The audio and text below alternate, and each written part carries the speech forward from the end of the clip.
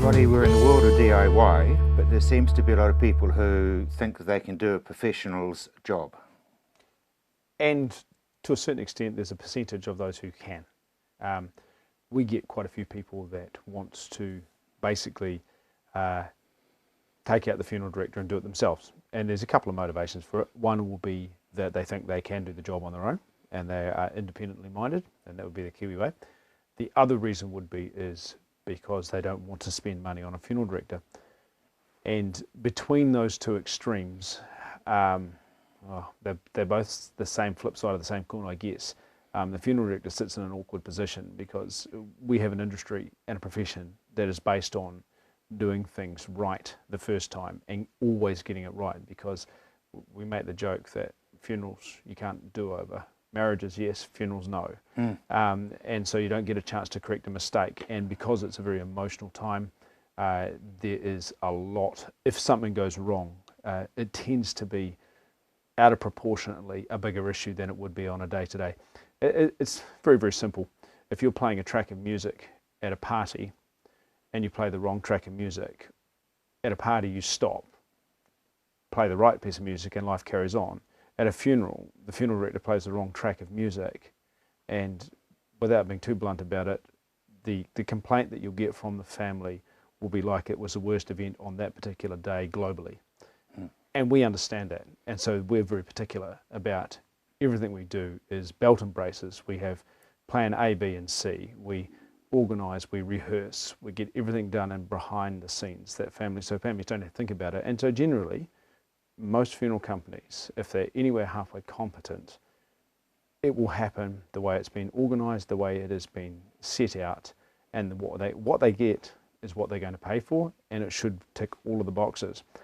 Going back to the DIY element, lots of people want to make their own casket, and that's absolutely fine. I understand there's things called coffin clubs out there, and they're blokes in a shed, and blokettes, I guess, who've decided to make their own casket for whatever reason.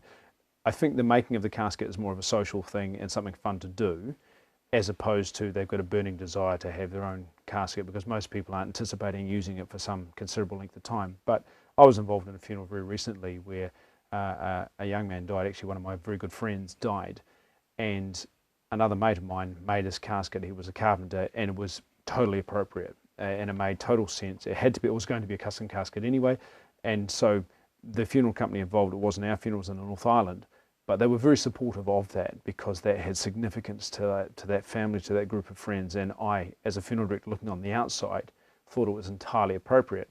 I have, however, dealt with a number of families who have made their own caskets, and in hindsight, it was a bad move for a couple of reasons. The first up is that the casket that they made was structurally unsound and visually inappropriate.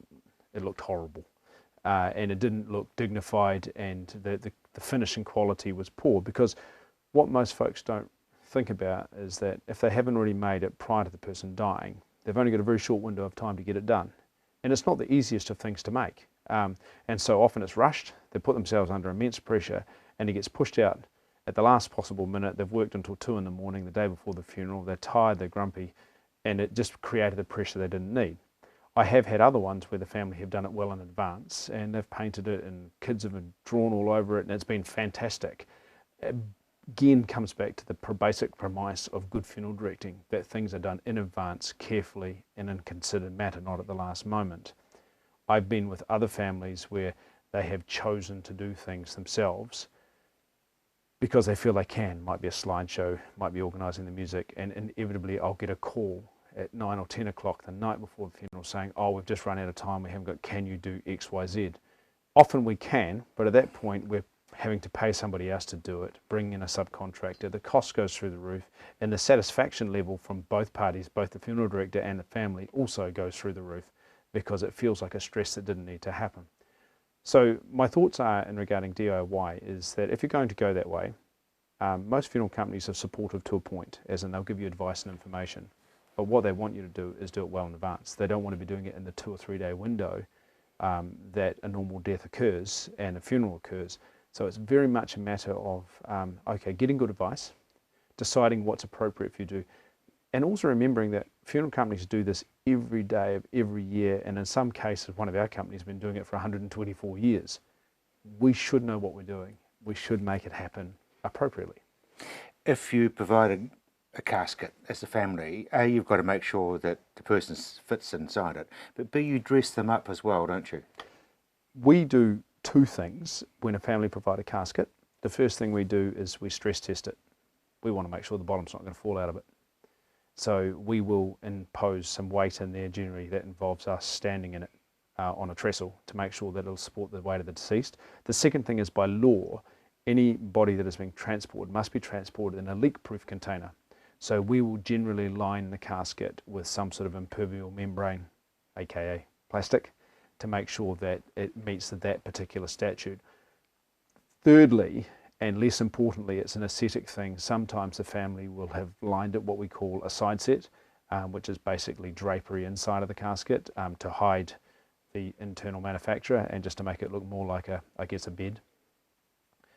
Sometimes family do that. Sometimes we'll do it for the family if they don't want to do it, and it's not critical. It's nice if there's going to be a viewing of the family that the casket looks nice, it's presented nicely. But if the family choose not to do that, that's their call. If it's my casket that I'm supplying for the family, then all of these things are dealt with, and it is finished to an impeccable level. It's a very small window, isn't it, from the moment that they get the news to the moment of the end of the service. And there's a lot of emotion in there. Well, there is, and people get very excited. People who have planned weddings will know what I'm talking about, that people stick their hand up and say, oh, I'd like to do this, why? And then you go, okay. And then what most people don't realise is that someone actually needs to chase that person to make sure it gets done in a timely fashion. And that's what inevitably where it all breaks down. As in, Auntie Marge says, right, I'm going to do the catering. And then Auntie Marge has 18 phone calls that day from everyone in her bridge club, and she doesn't get round to making the sausage rolls. And so at the last minute, someone's going, we better go to Copeland's. That decision could have been made a long time ago, and Auntie Marge could have sat down with the bridge club, which, let's face it, was more important to her and to her grieving process than making sausage rolls. And I think the decision making at a funeral is often poor. It's often emotionally loaded, and it's more about what people are feeling in their hearts, that they want to be engaged and be involved. I still say, and I say this as a funeral director, so hand on heart, I'm not pushing my own barrow too much. There's lots of opportunities for families to be actively engaged in funeral service, whether or not it's a stressful way of being engaged or in a nice way. That's the two different ways. And we can tell you how best, if you give us your thoughts, we can go, well, that's a good idea. Why don't you do this and we'll take care of this behind the scenes? Or you know what, probably better off if we look after that one and you do this. It's very much a discussion. It's not, no, we're the funeral director, you'll sit there and do what you're told. I'd love to do that. That made my life so much easier. I think the word is, Roddy, that there is a major rule, and that is that there are no rules. There are no rules. Thank you very much indeed.